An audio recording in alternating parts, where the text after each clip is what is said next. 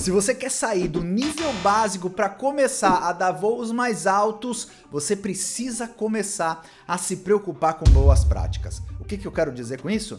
Toda linguagem de programação possui recomendações de práticas que garantem uma maior qualidade no desenvolvimento. E isso não fica só nesse universo das linguagens. Isso também se encaixa quando falamos de plataformas low-code, por exemplo. E nesse vídeo eu quero trazer algumas boas práticas de desenvolvimento para a plataforma Cronep. E isso vai te levar a um outro nível e vai te deixar mais valorizado no mercado. Bora ver? Fala pessoal, é o Andrade aqui na área, tudo bem com vocês? Comigo tá tudo bem. Seja bem-vindo a esse canal, muito prazer em ter você aqui, espero que você goste desse conteúdo. Então ó, já não perde esse canal de vista, se inscreve no botão vermelho, ative as notificações e não deixe de dar o seu like também que tem aqui embaixo, tá bom? Isso ajuda o canal a continuar existindo, a continuar produzindo. Todos os links que eu falo no vídeo eu sempre deixo na descrição, então dá uma olhada que na descrição tem vários links, incluindo das minhas redes sociais, e aqui do lado também tem os links das minhas redes sociais para você poder acompanhar. Combinado? Legal? Bora pro vídeo. Boas práticas refere-se a um conjunto de orientações, diretrizes e padrões que os desenvolvedores seguem para escrever códigos de alta qualidade, legível, eficiente e de fácil manutenção. Essas práticas elas são baseadas nas experiências acumuladas da comunidade de desenvolvedores ao longo do tempo e também do próprio fabricante da tecnologia. E tem como objetivo melhorar a qualidade do software que está sendo produzido para facilitar também a colaboração entre os membros da equipe e reduzir erros e problemas dentro ali do código, dentro do desenvolvimento. Essas boas práticas também existem em low code e eu resolvi trazer aqui 10 boas práticas recomendadas para você que está trabalhando com a Cronep. Então, bora ver como é que isso daqui funciona. A primeira boa prática que eu separei aqui diz respeito ao diagrama de dados. Então, quando a gente cria um projeto aqui na Cronep, a gente automaticamente ele cria esse diagrama de dados. E se a gente notar bem, esse diagrama ele traz coisas referentes ao sistema, como configurações, parte de usuário, permissões, enfim, coisas essenciais para a solução que a Cronep já traz por padrão. Então, por recomendação, não é ideal que a gente pegue e crie nosso modelo, como inclusive eu mostro nos vídeos, vindo aqui colocando as classes e criando as tabelas nesse mesmo diagrama. A recomendação aqui é que a gente venha aqui, novo, e crie um novo diagrama de dados especificamente para o nosso negócio, que pode ter até mais do que um, de repente separando por responsabilidades. Então vamos imaginar que seja um controle de estoque, eu vou chamar aqui de estoque. E aí eu crio um diagrama que só vai conter a parte de negócios que eu estou construindo. E aí eu passo a ter 2 diagramas de dados. Então essa é a primeira recomendação de boa prática para a gente utilizar construindo o nosso sistema em Cronep, que você precisa começar a adotar a partir de hoje. A segunda boa prática que eu separei aqui fala a respeito do uso de fonte de dados ao invés de entidades. O que eu quero dizer com isso? Quando a gente está construindo aqui uma página web, né? Então vamos pegar aqui uma home só para a gente poder exemplificar. Quando a gente pega aqui, por exemplo, e vem para criar o CRUD, quando a gente cria o CRUD, a gente precisa selecionar aqui, de onde vem esses dados, né? E principalmente quando a gente faz daquela forma automática, lembra que a gente vem por aqui, Deixa eu até criar uma classezinha aqui rapidinho, Vou criar uma classe produto aqui. Vai ter 2 campos, pronto, o ID e o nome, beleza. Então lembra que eu faço muito isso para agilizar o processo? Criar visões aqui, ele cria a página automaticamente. O que acontece quando ele cria a página automaticamente? Aqui na fonte, né, na origem dos dados, a gente está selecionando a entidade diretamente, na verdade a classe diretamente, aquela tabela diretamente. E é recomendação que a gente utilize fonte de dados ao invés de utilizar direto a tabela, porque isso vai garantir uma melhor segurança também das informações. E além de que as fontes de dados elas têm mais recursos para a gente poder utilizar. Ela traz alguns benefícios, vamos dizer assim, tá? Ela traz benefícios como restrição de dados. Então é possível a gente definir condições a uma consulta que, se eu chamar diretamente uma entidade, isso não acontece, por exemplo, tá? Também dentro da fonte de dados eu consigo utilizar blocos de programação como fontes, o que é também um benefício muito grande. Outra coisa, o uso de eventos. Quando eu uso uma fonte de dados, eu tenho a possibilidade de utilizar eventos antes ou depois de inserir, atualizar, enfim. Dependendo do que eu queira fazer, eu tenho eventos que eu consigo tratar. Então vamos criar aqui uma fonte de dados para você ver, ó. Vem aqui, ó, fonte de dados e ó, eu tenho aqui, ó, parte de eventos que eu estava falando. Então, ó, tem aqui, ó, todos esses eventos que eu tenho essa possibilidade de trabalhar, tá? Então isso é muito legal. E dentro desses eventos, uma coisa legal que também é um benefício, a gente consegue colocar validações. Por exemplo, quero validar o CPF, se ele é válido ou não, se uma data é válida ou se um intervalo de data, enfim, eu consigo fazer esse tipo de coisa. Outra coisa que traz como benefício usar a fonte de dados é parâmetros. Então é possível usar parâmetros na consulta, filtrar alguma coisa baseado em parâmetros. Isso sem dúvida é incrível, porque se a gente usa a entidade direto, a gente perde recursos, o que deixa a gente mais limitado. Uma outra coisa que é legal, ó, campos calculados. Então eu posso adicionar campos a essa fonte de dados que não são campos da própria tabela, são campos que eu posso pegar uma informação da tabela, por exemplo, uma data de nascimento, e criar um campo que vai mostrar a idade. Pronto, olha que legal. Então não preciso, eu tenho dentro da fonte de dados, além do campo data de nascimento, eu passo a ter um campo calculado chamado idade. Outra coisa que a fonte traz, ó, tratamento de erro. Então a gente consegue fazer esse tratamento personalizando mensagens caso a gente queira e precise. E lógico, não podia deixar de falar a parte de segurança. Então é possível a gente definir segurança dos campos ali, das ações, enfim. Isso daí pode ser feito com blocos de programação, tá? Por exemplo, esconder um campo de salário para quem não for de um grupo de financeiro, por exemplo. Então, através de um bloco de programação, eu consigo fazer isso para que aquele campo nem apareça. Ou seja, então, a partir de hoje, deixe, quando você for construir um CRUD, qualquer coisa, não aponte mais para a tabela. Crie uma fonte de dados e você usa essa fonte de dados para fazer a consulta, que vai ser mais eficaz.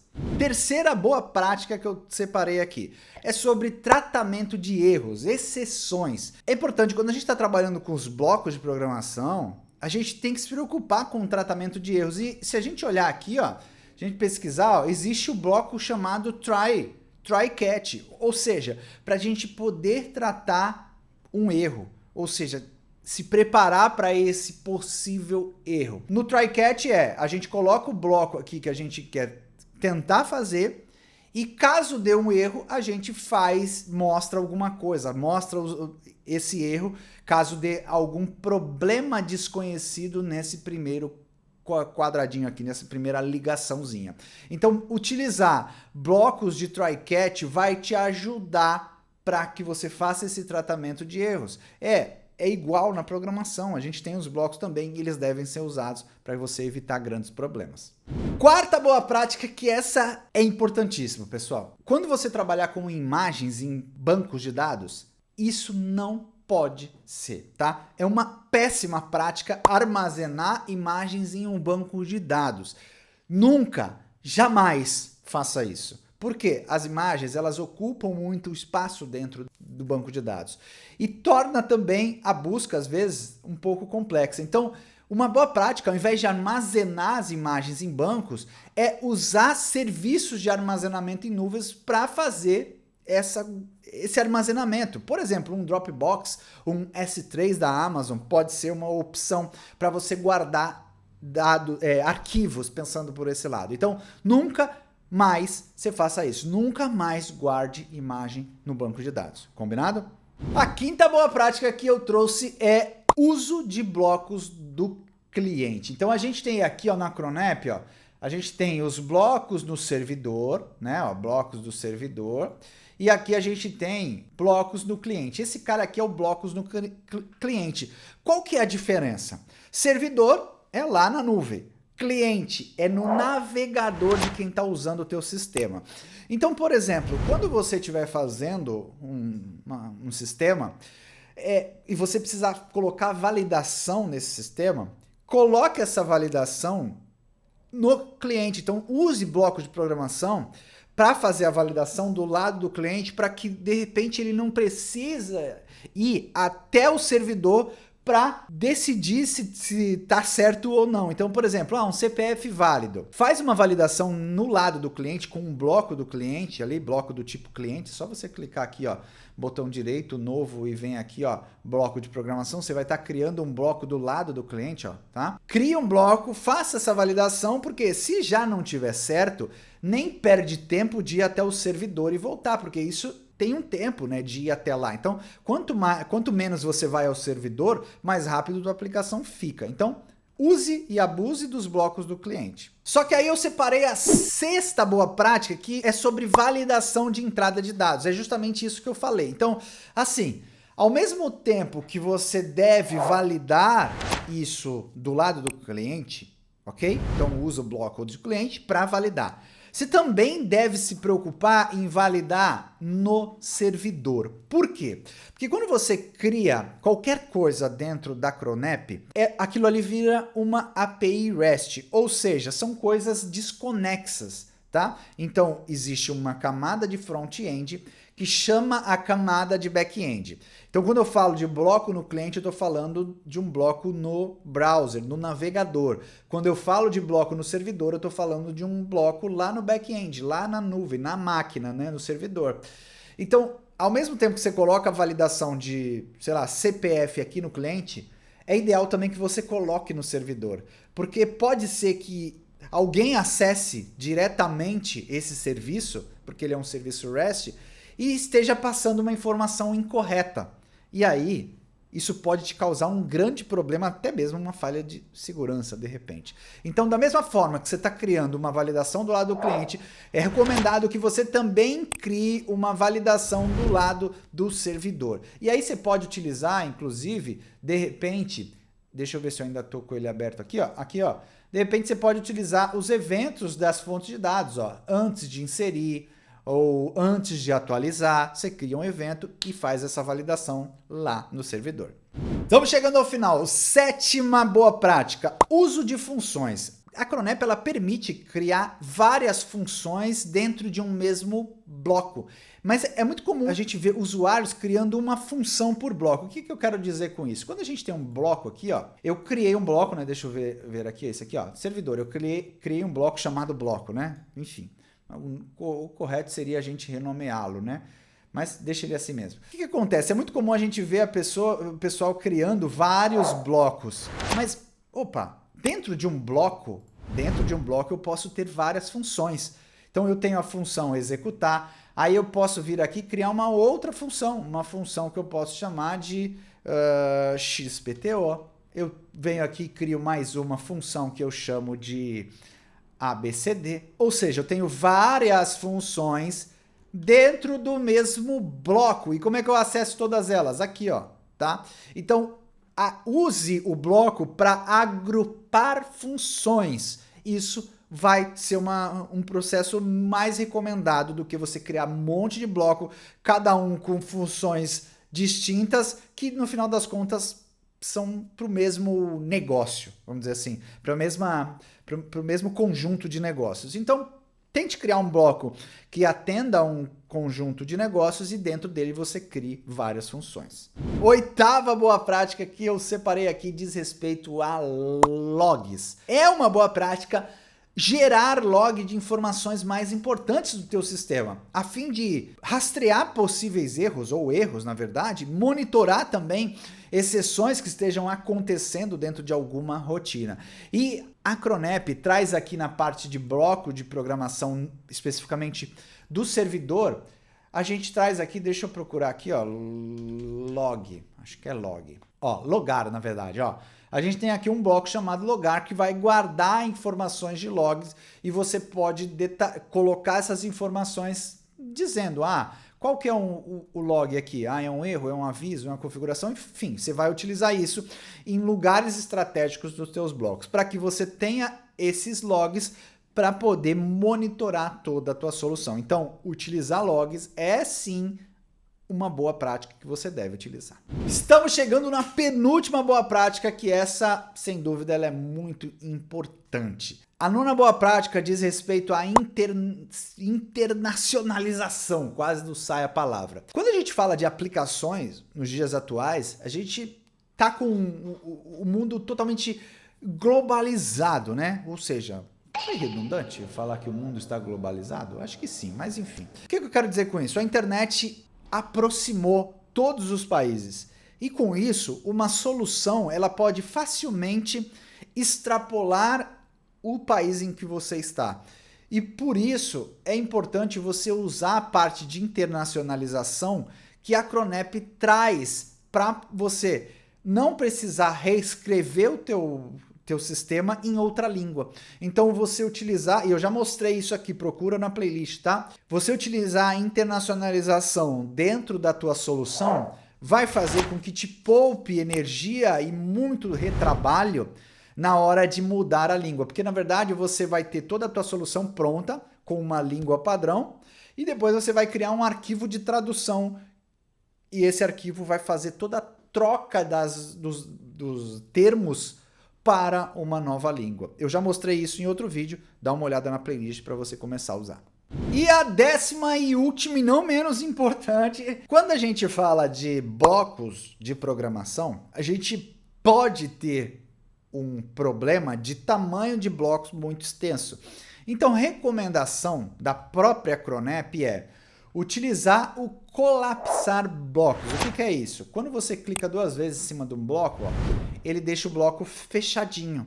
Então, isso vai garantir e vai prevenir que na manutenção seja feita mudanças que não de forma errônea, né? De forma errada.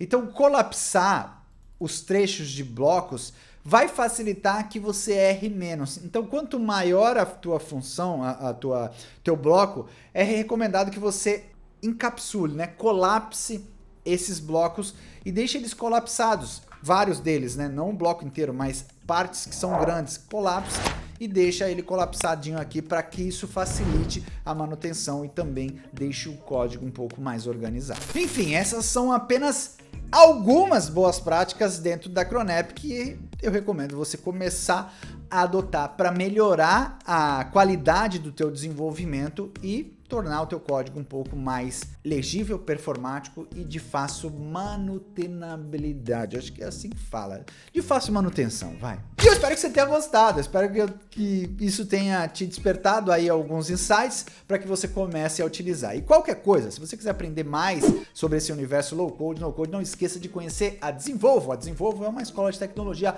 focada em soluções low code, no code, focada em tecnologia, mais focada em te preparar para desenvolver soluções de qualquer tipo, com qualquer tecnologia, para qualquer pessoa, para qualquer universo. Não, eu inventei aqui agora. Mas ó, para você conhecer a Desenvolvo, o link tá na descrição, tá bom? Aproveite também, você aí que tá aí do outro lado, aproveite para comentar. Quero conhecer você, onde você tá, qual é o seu nome, quanto tempo você assiste o canal, vai nos comentários, quero conhecer você, falar seu nome aqui algumas vezes na próxima, tá bom? E por falar em colocar o teu nome nos comentários de onde você tá falando, eu vou começar a mandar um abraço aqui para vocês que estão colocando esse nome e falando de onde você está. Então, o primeiro abraço é do vídeo anterior a esse, o Manuel Paulo Xadrec, que fala lá de Moçambique. Olha só, aquilo que eu falei aqui no meio do vídeo, né? Ou seja, estamos trazendo todos os outros países para poder consumir coisas do nosso país, dos nossos sistemas. Isso tá muito fácil por conta da internet. Então, Manuel, grande abraço para você, espero que você goste sempre que acompanhe e goste dos conteúdos aqui que eu produzo. Um grande abraço para todos aí de Moçambique que me acompanham. Então, de onde você é? Coloca aqui o seu nome, seu país, sua cidade, tá bom? Então é isso. Gente, qualquer coisa já sabe, links estão na descrição das minhas redes sociais, elas estão aqui, mas também estão na descrição. E não esqueça de olhar os links dos outros links que tem lá embaixo, incluindo o da Oak School, a escola que eu faço aulas e sempre recomendo aqui. Bom, gente, é isso. Espero que você tenha gostado desse vídeo. Meu grande abraço. Mais uma vez, meu muito obrigado, fique com Deus e até o próximo vídeo. Tchau, tchau.